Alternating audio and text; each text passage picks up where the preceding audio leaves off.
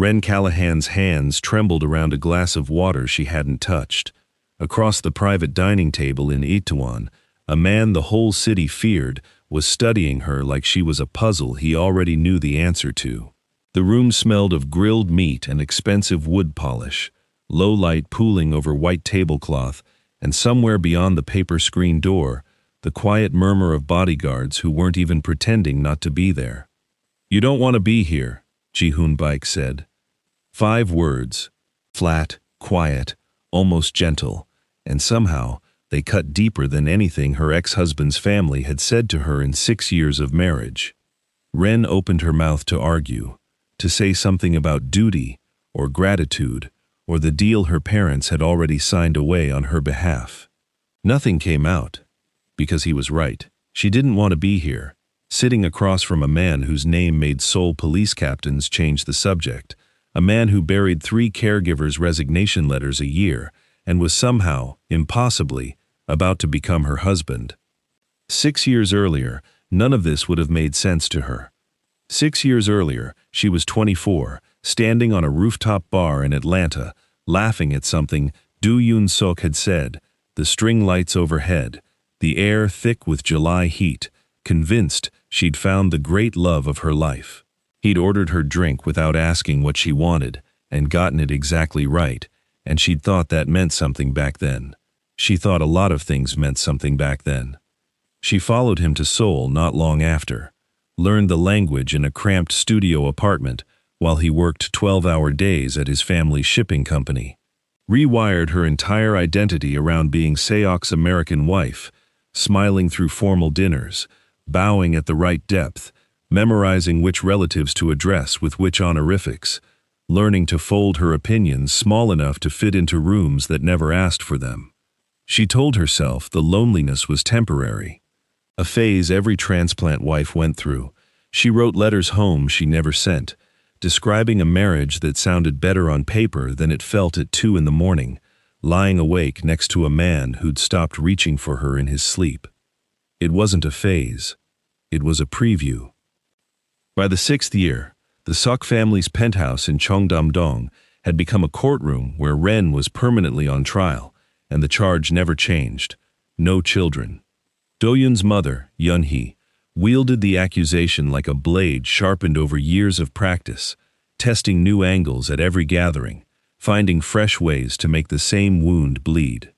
Family dinners weren't meals anymore, they were interrogations, dressed up with good china and imported wine. Nobody let Wren pour for herself. "A wife who cannot give this family an heir," Yun-hee said one night, not even lowering her voice for the housekeeper clearing plates, "is not a wife. She is a guest who has overstayed." Wren looked to Do-yoon. He studied his wineglass like it held the answers to a test he refused to take. His jaw tightened for half a second. She'd learned to watch for that flinch, small and involuntary, whenever a certain doctor's name came up in conversation. She never understood what it meant, not yet. He knew something the rest of the family had spent 3 doctors' worth of money to bury. He knew, and he let his wife carry the shame of it for 6 straight years, because silence was easier than the truth, and easy was the only thing Do-yoon Sok had ever truly loved. Here's the first lesson buried in Wren's story, and it's one worth sitting with. Silence doesn't protect anyone. It just decides who pays for the truth instead of who told it.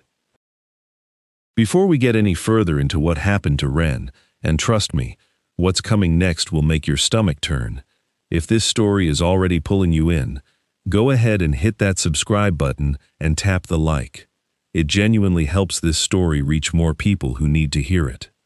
Now, back to Wren, because the worst part of her marriage hadn't even happened yet. The divorce didn't come as a conversation. It came as an announcement, delivered over a dinner Wren thought was a peace offering, maybe even a second chance. She'd worn the blue dress he once said he liked. She'd made a reservation at the restaurant where he'd proposed. Do-yoon set down his chopsticks halfway through the appetizer, looked somewhere over her left shoulder, not at her, never quite at her, and said the marriage was over. He said it the way a man reads a quarterly earnings report, flat and rehearsed, like he'd practiced the sentence in a mirror until it stopped costing him anything to say. No apology, no explanation she was allowed to hear, just a folder of paperwork already drawn up, already signed on his side, waiting only for hers. By morning, the Korean entertainment sites had the story dressed up in a headline cruel enough to trend. American wife, discarded for failing to deliver an heir. Photographers caught Do-yoon 3 days later at a hotel restaurant with his new fiancée, a 26-year-old heiress named Soo-jin, her hand resting on her stomach in a photo, so staged it might as well have come with a press release. The caption online called her the fertile replacement. Nobody asked whether that was true.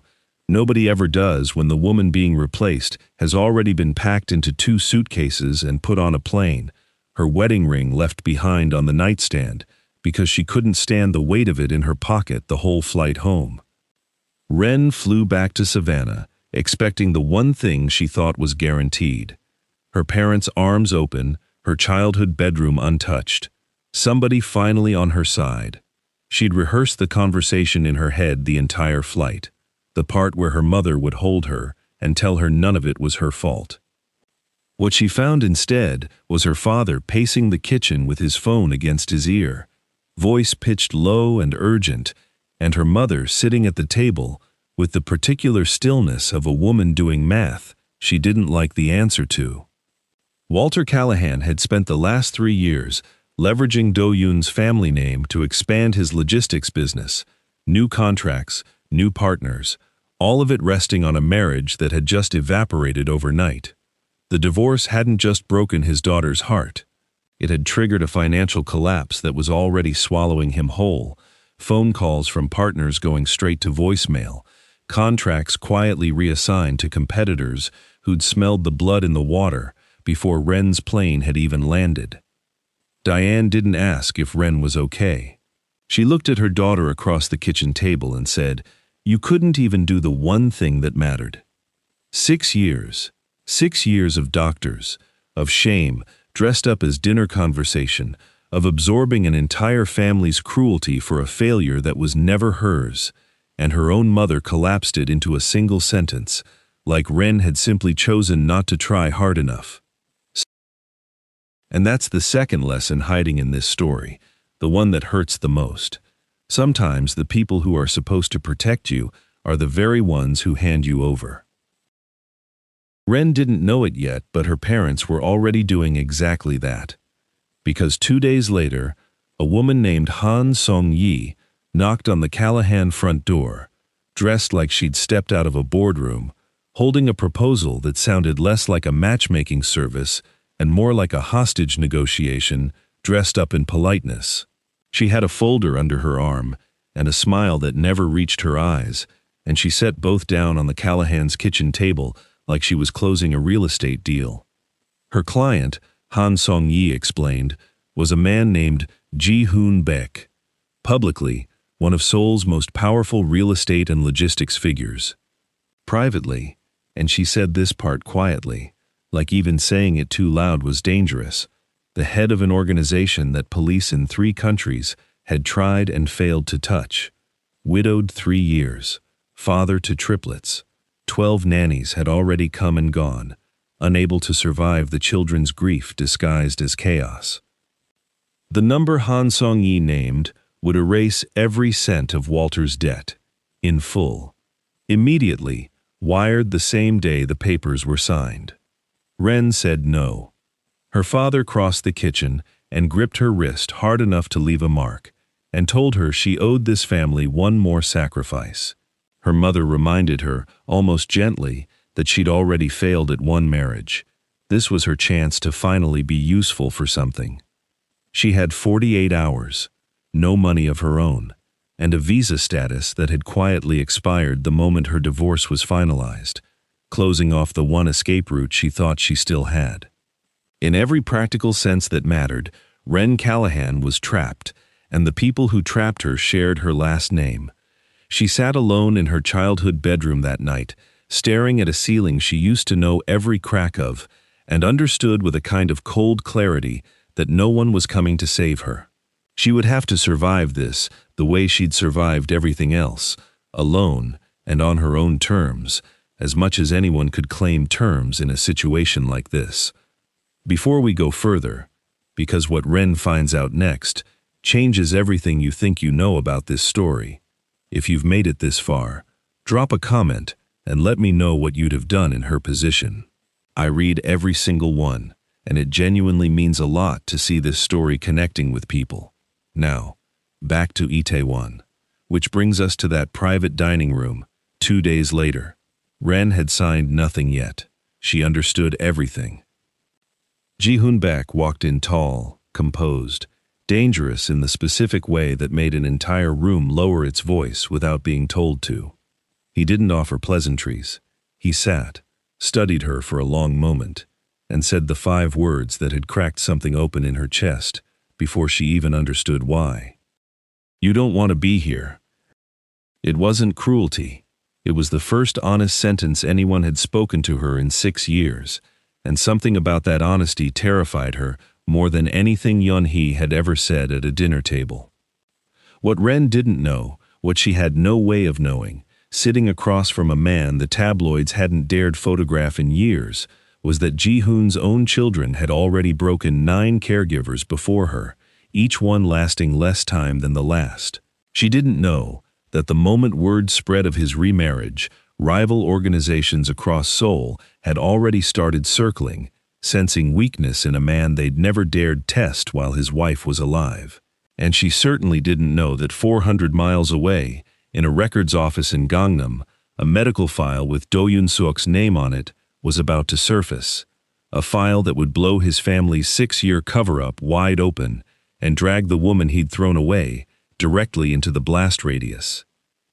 Wren didn't know it yet, but she hadn't just agreed to a marriage of convenience. She'd just walked straight into the middle of a war, and there was no version of her old life left to walk back to. If this story has you hooked already, make sure you're subscribed and have notifications turned on. Trust me, you don't want to miss what happens when Wren walks into that mansion for the first time, because it's about to get a lot more dangerous and a lot more personal than anyone in that room expects. The negotiation didn't end with the first sentence Ji-hoon said. It continued for another hour, laid out on the table like terms of a treaty between 2 countries that had both already lost a war. No love expected, he told her. No pretending. No performance for outsiders beyond what the arrangement required. In exchange for her name and her presence in his children's lives, Wren would have protection, comfort, and a life free of people like Yeon-hee ever speaking to her that way again. He said it without a trace of romance, and somehow that made it easier to believe than anything Do-yoon had ever promised her with a smile. Wren had one condition of her own, respect, she said, meeting his eyes for the first time since she'd sat down. Not affection, not warmth, just respect. I've had 6 years without it. I won't sign another contract that doesn't include it. Ji-hoon looked at her for a long moment, the way a man looks at someone who's just said something he wasn't expecting to hear at a table like this. Agreed, he said, and something in his voice suggested he meant it as more than a formality. The wedding happened 11 days later. It was fast, clinical, and cold enough that the flowers looked out of place against the marble in the silence.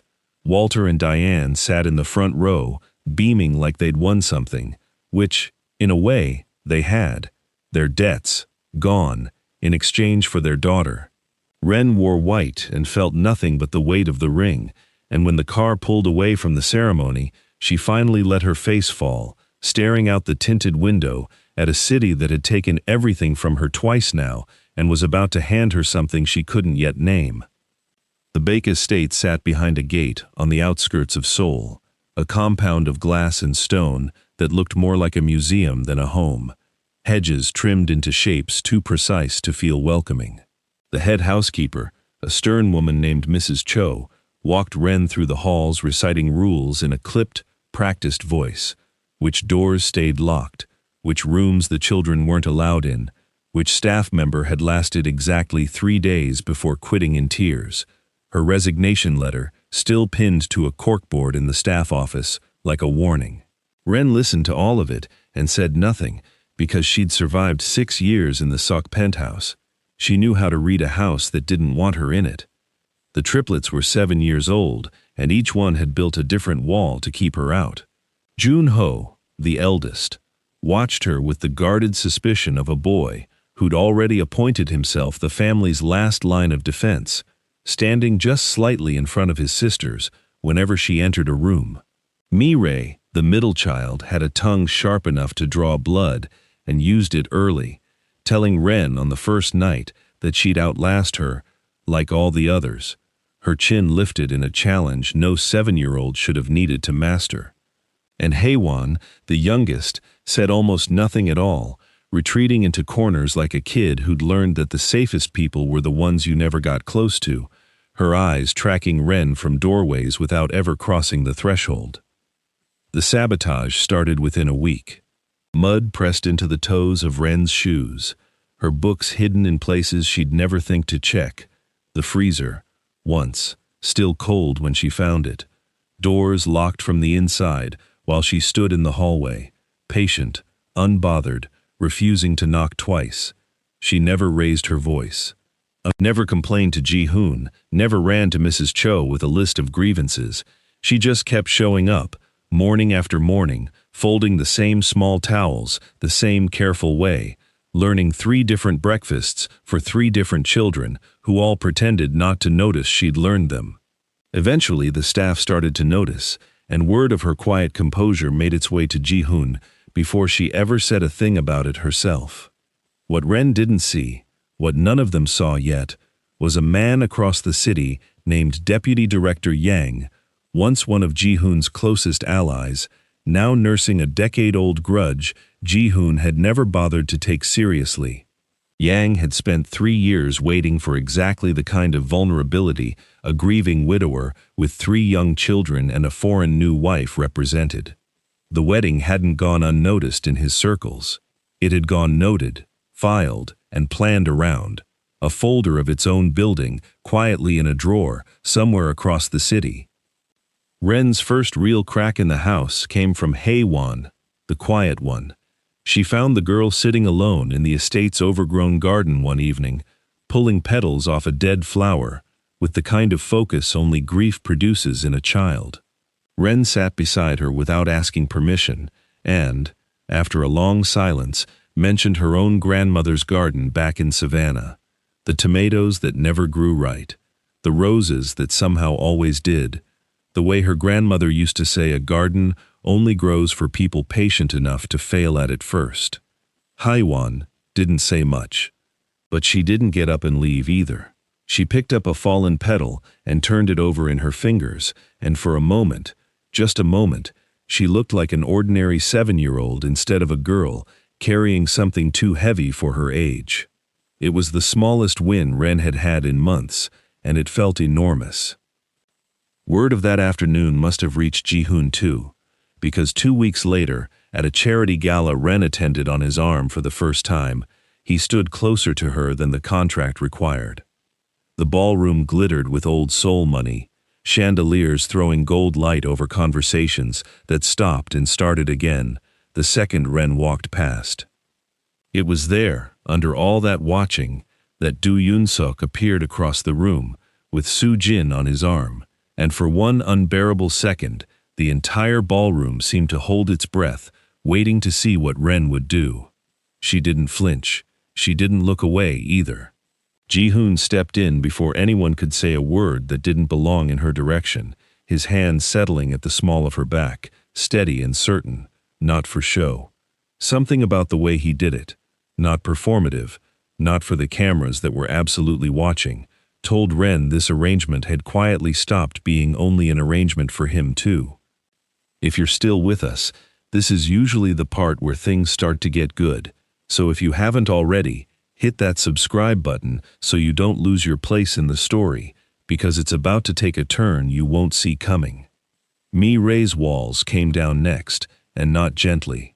A fever spiked in the middle of the night, high enough that Mrs. Cho's voice cracked when she called for help, and it was Wren, not the nannies, not the housekeeper, who sat on the edge of the girl's bed until sunrise, pressing cool cloths to her forehead and humming something half-remembered from her own childhood, a lullaby she hadn't thought about in 20 years, until it came out of her without permission.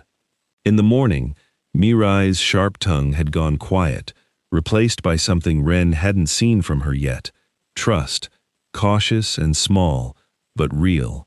Her small hand curled around two of Wren's fingers even in sleep. That night, Ji-hoon found Wren on the terrace, still in yesterday's clothes, exhaustion written across her face in a way she didn't try to hide. He told her, plainly, that this had stopped being a contract for him. She didn't answer right away. Some part of her was still braced for the version of love that ended in humiliation, in tabloid headlines, in a family telling her exactly what she was worth. She wasn't ready to say it back, not yet. But she didn't walk away either.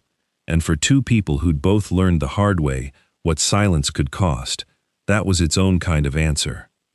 Then the story broke. A leaked medical file surfaced online, dated 6 years back, buried under a paper trail of bribes paid to 3 separate Gangnam clinics. It confirmed what Do-yoon's family had spent a fortune hiding. He had been the one unable to conceive, not Wren. Every headline that had once called her barren and discarded flipped overnight into a different kind of story. One about a man's cowardice and the woman who'd carried his family's shame for 6 years, so he wouldn't have to. News vans camped outside the Suk family's shipping headquarters within hours. Yeon-hee didn't leave her penthouse for a week. Wren should have felt vindicated. Instead, she felt uneasy, because the timing was too clean, too convenient, leaked exactly when it would do the most damage to Do-yoon's family, and, by extension, remove any leverage they might have used against Ji-hoon. She never got a straight answer about who was really behind it. She suspected she already knew, and some quiet part of her decided not to ask, because she wasn't entirely sure she wanted to hear the confirmation. We're getting close to the end of this part of the story now, and honestly, this next stretch is where it all comes together. So if this story means anything to you, take 2 seconds to like it and drop a comment with where you're watching from. It really does help. Now, back to the estate, because things are about to get dangerous, fast.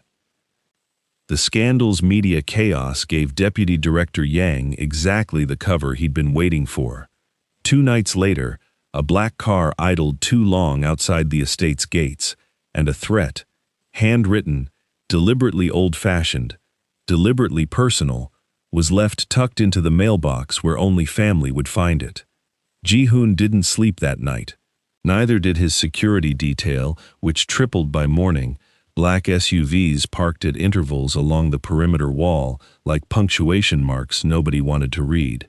The danger came to a head 4 days later, when Junho slipped past the gate to retrieve a soccer ball and didn't come back for 11 minutes that felt like 11 years.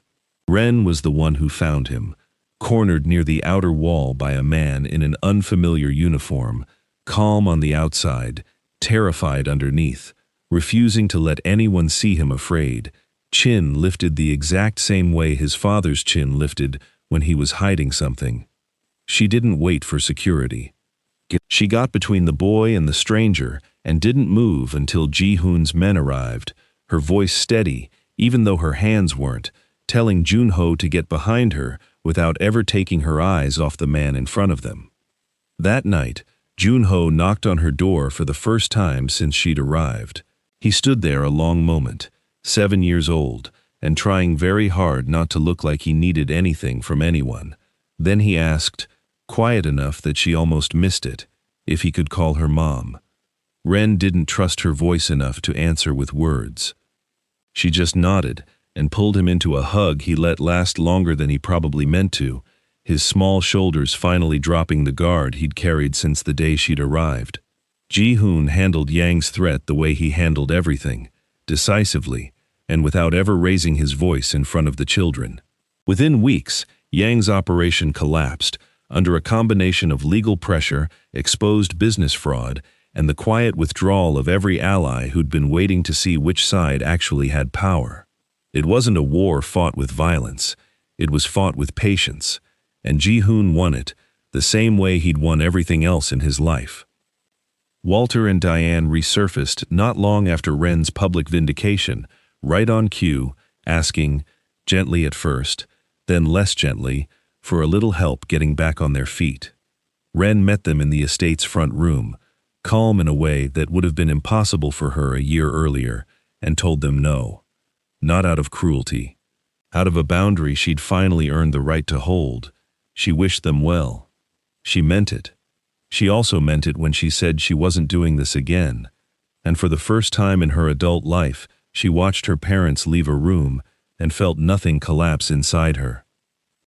That same week, on the terrace where he'd first told her the arrangement had become something real, Ji-hoon told her he loved her. Not because the contract required it, not because the children needed a mother figure to complete the picture, because he wanted to, plainly, without a single condition attached to the sentence. "I love you too," Wren said, and for the first time in longer than she could remember, the words didn't feel like a performance for someone else's approval. They felt like hers. 2 years later, the Baek estate didn't look like a museum anymore. It looked lived in. Shoes by the door, crayon drawings taped to the fridge, Jun-ho taller and steadier, Mi-rae still sharp-tongued but soft where it counted, Hae-won laughing more than she ever used to, her quiet finally the comfortable kind.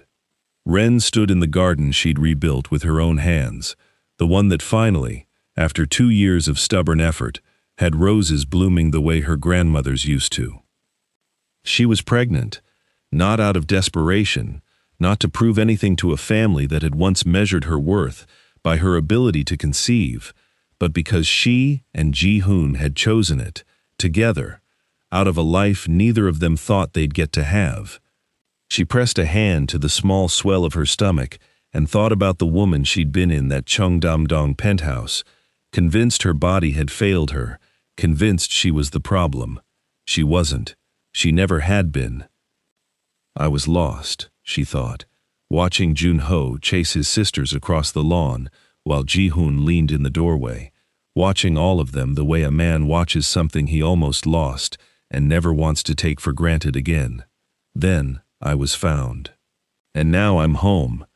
If this story moved you even a little, let me know in the comments what part hit you hardest, and if you want more stories like this one, subscribing really is the best way to make sure you don't miss the next one.